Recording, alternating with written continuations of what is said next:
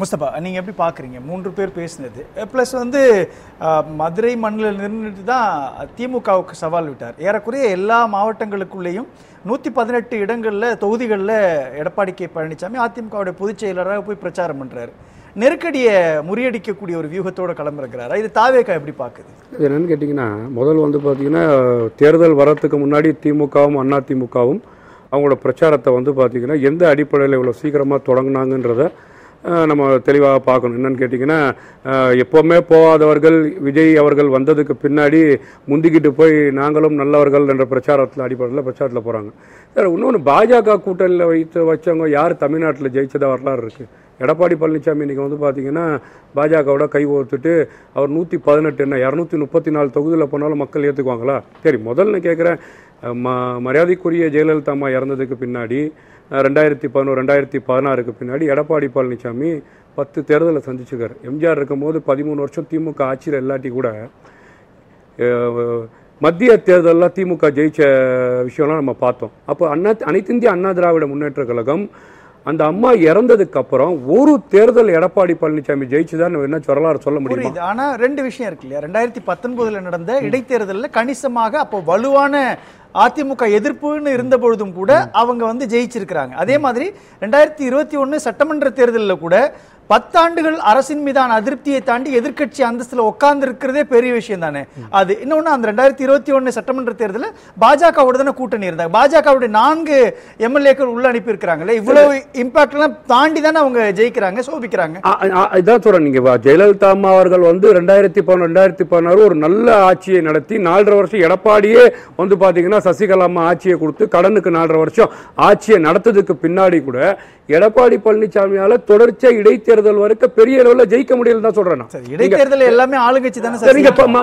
உள்ளாட்சி தேர்தலில் ஜெயிக்க முடியல, மாநகராட்சி தேர்தலில் ஜெயிக்க முடியல, சட்டமன்ற தேர்தல் ஜெயிக்க முடியல, பாராளுமன்ற தேர்தல் ஜெயிக்க முடியல. 10 தேர்தலையும் லாஸ்ட் அதுலதான் பொன்னுலிசன் சொல்றாரு, நீங்க வந்து 2016க்கு பிறகு நடந்த எல்லா தேர்தல்களையும் அதிமுக தோக்குது. ஆனா 2011 இருந்து 2016 வரை நடந்த நாடாளுமன்றம், சட்டமன்றம், இடைத்தேர்தல்கள் எல்லாத்திலையும் அதிமுக ஜெயிச்சிருக்கு இல்லையா? அந்த இடத்துல திமுக தோத்துருக்குது இல்லையா? எதிர்கட்சி அந்தஸ்து கூட இல்லாத ஒரு நிலை தானே திமுகவுக்கு. அப்படிப்பட்ட ஒரு நெருக்கடி எல்லாம் இன்னைய டேட்ல வந்து அதிமுகவுக்கு இல்ல தானே. பாத்தீங்கன்னா எம்ஜிஆரோடையும் ஜெயலலிதாவோடையும் எடப்பாடியை எந்த அளவில் நீங்க அதுதான் கேட்கிறேன். அவர்கள் வந்து பாத்தீங்கன்னா விழுந்தால் அதிமுக தூக்கி நிறுத்துவார்கள். எடப்பாடி பழனிசாமி எந்த காலத்துல அதிமுக தூக்கி நிப்பாட்டுறது? எதிர்கட்சி அந்தஸ்தா கொண்டு வந்திருக்காங்க இல்லையா? அது ஒரு பெரிய விஷயம் தானே. 2011 திமுக எதிர்கட்சி அந்தஸ்து கூட இல்ல தானே. இல்ல அதான் சார், நீங்க எதிர்கட்சி கொண்டு வந்தாலும் கூட தொடர் தோல்விதான் ஆட்சி கட்டளைக்கு. நீங்க பல்வின் சொல்ற மாதிரி பாத்தீங்கன்னா அதிமுக 35 விழுக்காடை வந்து குறையாது, திமுக 35 விழுக்காடு குறையாது, கூட்டணி கட்சிகள் வந்தால் அது வந்து பாத்தீங்கன்னா போனஸா 2-3 சேரும் சொல்றாரு. ஆனா அனைத்து இந்திய அண்ணா திராவிட முன்னேற்ற கழகம் 35 இருந்துச்சா 19க்கு வந்துச்சா? உங்களோட வாக்கு கணிப்பு என்னவாச்சு? இதுக்கு முழுக்க என்ன அனைத்து இந்திய அண்ணா திராவிட முன்னேற்ற கழகம் எந்த அளவுல பிளவுபட்டு கிடக்கு கேட்கிறேன் சார். சவுத்துல முக்குழுத்தோர ஓட்டு அனைத்து இந்திய அண்ணா திராவிட முன்னேற்ற கழக ஓட்டுன்னு தொடர்ச்சியா சொல்றோம். இது வந்து பாத்தீங்கன்னா எடப்பாடி பழனிசாமிக்கு வந்து பாத்தீங்கன்னா கணிசமா விழுவாத காரணம் என்ன? சரி, நான் கேட்கிறேன், திமுக எதிர்ப்பை கூர்ந்துட்டுகிறார் விஜய் அப்படின்னா கூட அந்த இடத்துல எப்படி ஜெயிக்கிறதுக்கான வியூகத்தை வகுப்பார்? அந்த இடத்துல ஆட்டோமேட்டிக்கா திமுக வெர்சஸ் அதிமுக ஒரு களம் கட்டமைக்கப்பட்டிருக்குது. அந்த இடத்தை எப்படி தாவேகாவால் கைப்பற்ற முடியும்? அதிமுக தொண்டரோட மனநிலை என்னவா சார்? அனைத்து இந்திய அண்ணா திராவிட முன்னேற்ற கழகத்துல ஒரு தலைமை மாண்பு இல்லை. நீங்க வந்து பாத்தீங்கன்னா டிடிவி தினகரன் களத்துல நிக்கிறார், எடப்பாடி பழனிசாமி நிக்கக்கூடிய இடத்துல 24 இடத்துல தோக்கடிக்கிறார், பலாப்பழத்தை கையில தூக்குறார், ராமநாட்டுல ரெட்டையில 3வது தள்ளுறார், அங்க வந்து பாத்தீங்கன்னா தேனியில ரெட்டையில 3வது தண்டி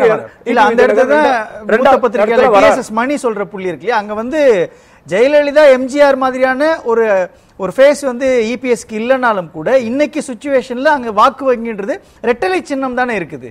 ரெட்டலை சின்னத்தை பார்த்து ஓட்டு போடுறப்போ அது ஒரு பெரிய கணிசமான செல்வாக்கு செலுத்ததான். ரெட்டலையை தாண்டி தாவேகாவால் எப்படி செல்வாக்கு செலுத்த முடியும்? வாக்கு வங்கி ரெட்டலை சொல்ற மாதிரி 24 இடங்கள்ல டிடிவி தினகரனால் எடப்பாடி தலைமையிலான கட்சிக்கான வாக்கு வந்து தோற்று போகும் நிலை உருவாச்சு என்று முஸ்தபாவே சொல்றாரு. அப்ப அந்த ஓட்டெல்லாம் யார் ஓட்டு? இல்ல, அதுதான் ரெட்டல் ஓட்டு தானே. அப்ப நீங்க கணக்குப்படி 75 பிளஸ் அந்த 24 29 கூட்டி தானே பார்க்கணும். இல்ல அதான் நீங்க சொல்றது பிளவினால் வெற்றி பெற்றது திமுக. இப்ப இருக்கின்ற அதிமுக சூழல் என்னன்னு கேக்குறேன். நீங்க இப்ப இருக்கக்கூடிய சூழலும் நான் இன்னைக்கு வரைக்கும் பாத்தீங்கன்னா தினகரன் அவர்கள் கேட்டா அவர் கூட இருக்கிறாரா, ஓபிஎஸ் அவர் கூட இருக்கிறாரா, என்டிஏ கூட்டணியில இருக்கிறாங்களா, அனைத்து இந்திய அண்ணா திராவிட முன்னேற்ற கழகம் தலைமையினால் ஆட்சியா, இல்ல வந்து பாத்தீங்கன்னா பாஜக தலைமையில் கூட முதலமைச்சரா, இல்ல அண்ணாமலை துணை முதலமைச்சரா, நயினா நாகேந்திரன் இணை முதலமைச்சரா, அனைத்து இந்திய அண்ணா திராவிட முன்னேற்ற கழகம் கூட்டணி முடிவானதுக்கு பின்னாடி நீங்க பிரச்சாரத்துல களத்துல கொண்டு போயிட்டீங்க. ஒரு தலைமை தொண்டர் யாரை நம்பி இருப்பாங்க? தொண்டர் தலைமை நிலை இருப்பாங்க.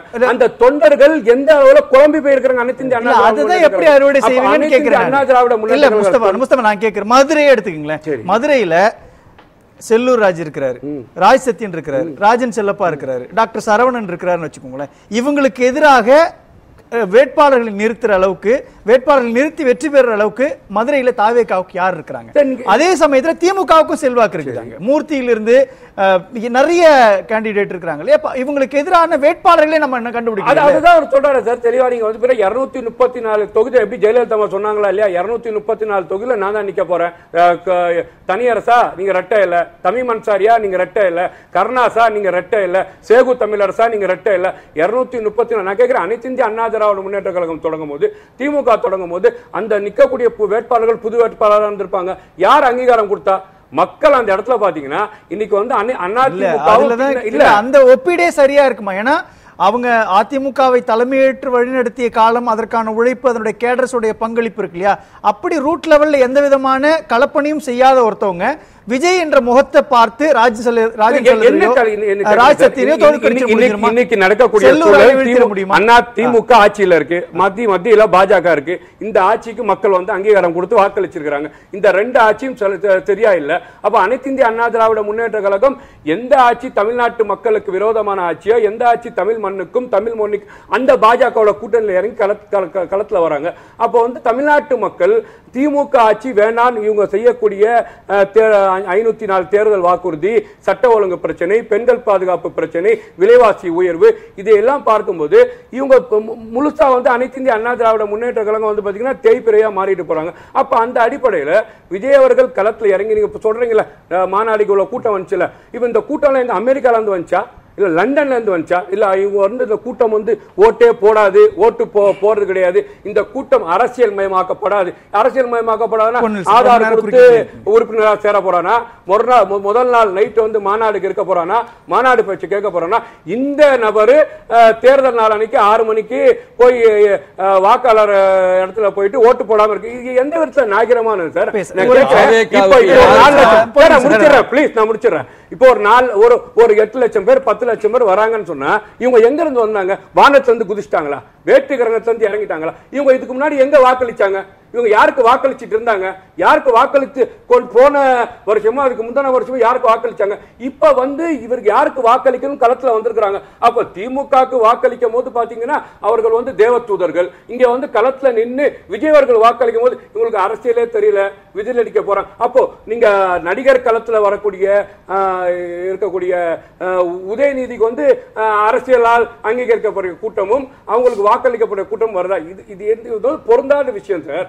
மக்கள் இன்னைக்கு வந்து பாத்தீங்கன்னா முடிவெடுத்துட்டாங்கன்னு சொன்னா இன்னைக்கு தமிழ்நாட்டில் ஒரு மாற்று அரசியல் வேண்டும். திமுக அரசாங்கம் மக்கள் விரோத ஆட்சியை செய்யுது. அப்போ களத்துல இறங்கி விஜய் அவர்கள் முழுமுறையாக நீங்க சொல்றீங்கல்ல எதிர்கட்சியா இருக்கக்கூடிய திமுகவை எதிர்க்கக்கூடிய பலத்துல அவங்க இல்ல, கேட்கக்கூடிய இடத்துல அவங்க இல்ல.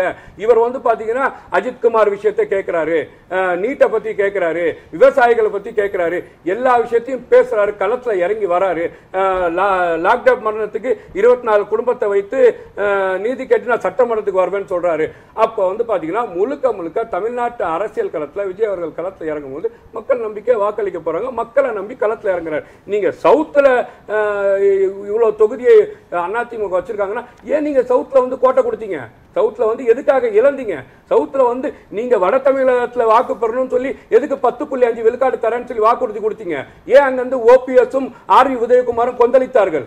இப்போ முழுக்க முழுக்க எடப்பாடி பழனிசாமியால முக்குழுத்தர் வாக்கை இழந்துட்டோன்னு அவர் புரிஞ்சுக்கிட்டார். அப்ப என்ன நினைக்கிறாரு, இரட்டை இலைக்கு எம்ஜிஆர் வாக்களித்த கொங்கு மண்டலம், இங்க வட தமிழகம் ஓட்டு தேவை, வன்னியர் ஓட்டு, அப்ப 10 அது நடக்காத விஷயமாக இருந்தாலும் சரி 10.5 கொடு, அந்த ஓட்டு போனாலும் பரவாயில்லைன்னு சொல்ல வந்த வாக்கு தான் நீங்க சொல்லக்கூடிய 75 சீட்டாக நம்ம பார்க்கப்படுதே தவிர, எடப்பாடி பழனிசாமி அதிமுக இரட்டை இலை, அதிமுக தலைமையகம், அவர் சொல்ற மாதிரி செயற்குழு, பொதுக்குழு, 10 ஜமீன்தார்கள், 10 பண்ணையார்கள், இவரெல்லாம் முன்னிறுத்தி 4 வருஷம் நான் களத்துல இருந்து நான் பொதுச் செயலாளர் சொல்லி வந்த வாக்கு இல்ல.